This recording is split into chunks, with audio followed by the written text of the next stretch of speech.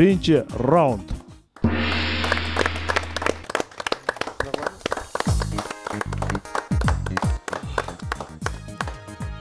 Birinchi rauнд bugun. Birinchi raundga 1000 so'm акча байге катары коюлат. Команда жеңиш керек. Байге фондун алуу үчүн команда сөз жеңиш керек. Ушундай эреже кирген. Демек, командага каршы биринчи раундда Салтанат Жанболотова Бишкек шаарынын тургуну сиздерге каршы суроо жөнөткөн. Бул телекөрүүчүнүн экинчи жолку суроо жөнөтүшү. Биринчи суроосун Блиц турда команда таба алган эмес. Абдымалик Бегалиевдин командасы ойноп атканда бул суроо келген. Бул телекөрүүчүнүн суроосу снайперлер жөнүндөгү суроо болчу. Урматтуу билермандар, мониторго паралимпиадалык спортко тиешелүү суроону койдум. Булар көрүп турасыздар, баскетбол оюнун ойноп жаткан спортчулар, мүмкүнчүлүгү, ден соолук мүмкүнчүлүгү чектелүү спортчулар. Урматтуу билермандар, 2000-жылы Сидней шаарында болгон дүйнөлүк паралимпиадалык оюндарында Испаниянын баскетбол боюнча курма командасы финалга чыгып жеңген да, командан жеңип, булар ошол паралимпиададан чемпион аталган. Бирок көп өтпөй эле алар алган алтын медалдарын кайра комитетке кайтарып берүүгө мажбур болушкан.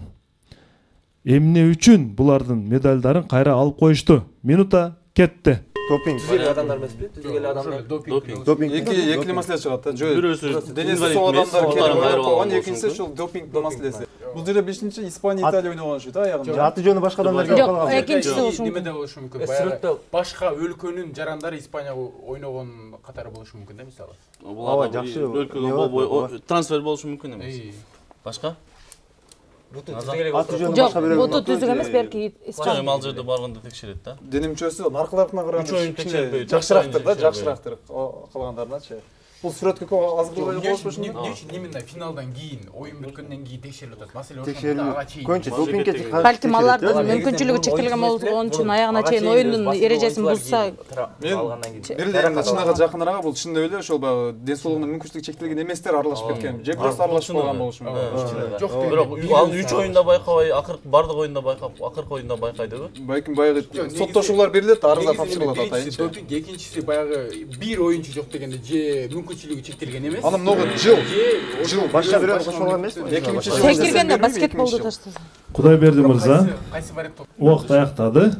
Ким жооп берет? Урматтуу алып барачы, алгачкы суроонун жообун Бектен Абдрахманов бергенге аракет кылат. Урматтуу алып барачы, биздин оюбуз боюнча бул жерде ар түрдүү варианттар чыкты, бирок бир так жообун айтып көрсөм, болжолдуу түрдө ошол Испания курамасынын бир оюнчусу деп болжолдоп атабыз. Ошол башка өлкөнүн жараны болгон болушу мүмкүн. Ошол кийинчерээк аныкталгандан кийин алар ошол бардык алтын медальдарынан кол жууган. Бир оюнчусу башка өлкөнүн жараны болгон деп эсептейсизби? Бул сиздин акыркы вариантыңыз. Башка варианттар деле чыкты, бирок мен өзүмдөн чыккан жооп ушул болгон үчүн ушуну берген туура болду деп ойлойм. Эмне үчүн башка варианттарды кабыл албадыңыз?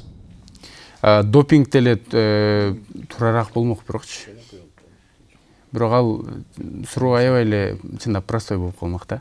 Мындай жөнөкөй суроо болуп калмак деген. Кээде жөнөкөй деле суроолор келип атат, бирок ошентсе дагы сиз бирок ошол жоопко токтолдум. Башка өлкөнүн жараны Испания курамасы үчүн ойноп койгон, ошондуктан бардык команданын медалын алып койгон деп атасыз.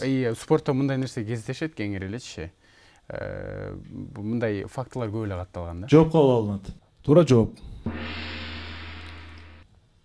Испания курама командасындагы мүмкүнчүлүгү, ден соолук мүмкүнчүлүгү чектелген оюнчулардын басымдуу бөлүгү болбосо дагы, айталык 50% эч кандай ден соолук мүмкүнчүлүгү чектелбеген, колу буту соо адамдар болгон. Ошондуктан булардын медалын кайра алып койгон. Башка өлкө эмес. Ден соолугу бүтүн эле болгон.